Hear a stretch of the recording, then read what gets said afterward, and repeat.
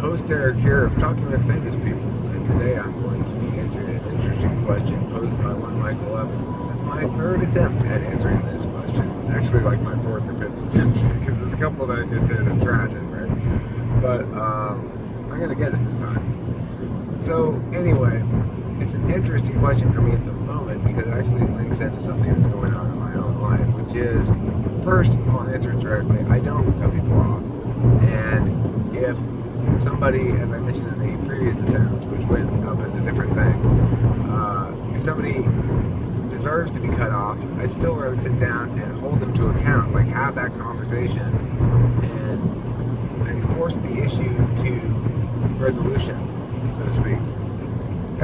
It's weird to think forcing something to resolution, but that's what I mean, is that if two parties are in some sort of dispute, it's usually going to involve somebody wronging somebody else in some way or another. And then the best resolution is one in which all parties are in agreement that a fair and just outcome has been achieved. And that's only going to happen if there's discussion about it. If the discourse is ongoing about those issues until they are resolved.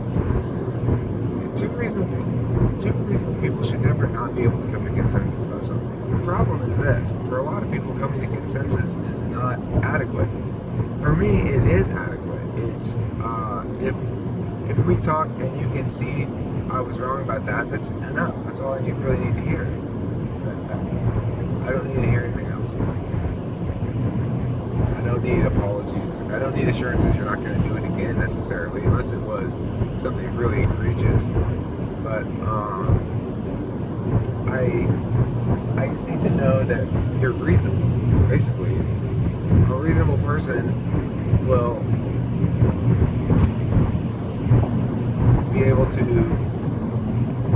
agree that the strongest arguments are the strongest arguments, and therefore that person is right and the other person is wrong about that particular issue. You know. However, as far as the separation of individuals from one another through the cutting off process, I'm quite familiar with it from the other direction, right? I get cut off periodically, but I'm infinitely patient. That's the thing. And sometimes, often enough, that I can repair those relationships lately, or not lately. I mean, I can repair those relationships later if I wait a while, you know? And that the person needs time to forgive me, I guess. Because usually I did something wrong. And sometimes it's a mixed bag. I mean, it depends, I guess. Anyway, I've talked about this person before that I have in my life. She's an ENTP, and she's a woman, she's my age, we have a lot of stuff in common. And the thing is, I had her working with me in a business kind of relationship. Logistically, it was sort of impossible for it to happen the way we both sort of wanted it to happen as far as business thing goes, you know. There were additional complications which were, it wasn't always exactly clear, I think, for both parties how far we wanted this relationship to go. I think that's a very fair assessment. And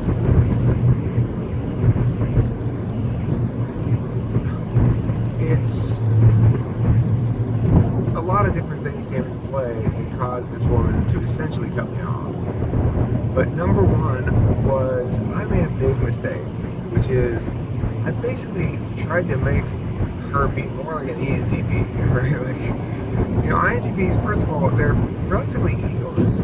They're not very interested in a lot of, you know, affirmation or acknowledgement or stuff like that. And I mean, it makes them ultra cool, of course, but it can put the ENTP and the INTP's values into conflict sometimes if the ENTP doesn't respect the INTP's privacy adequately, which is what I didn't do.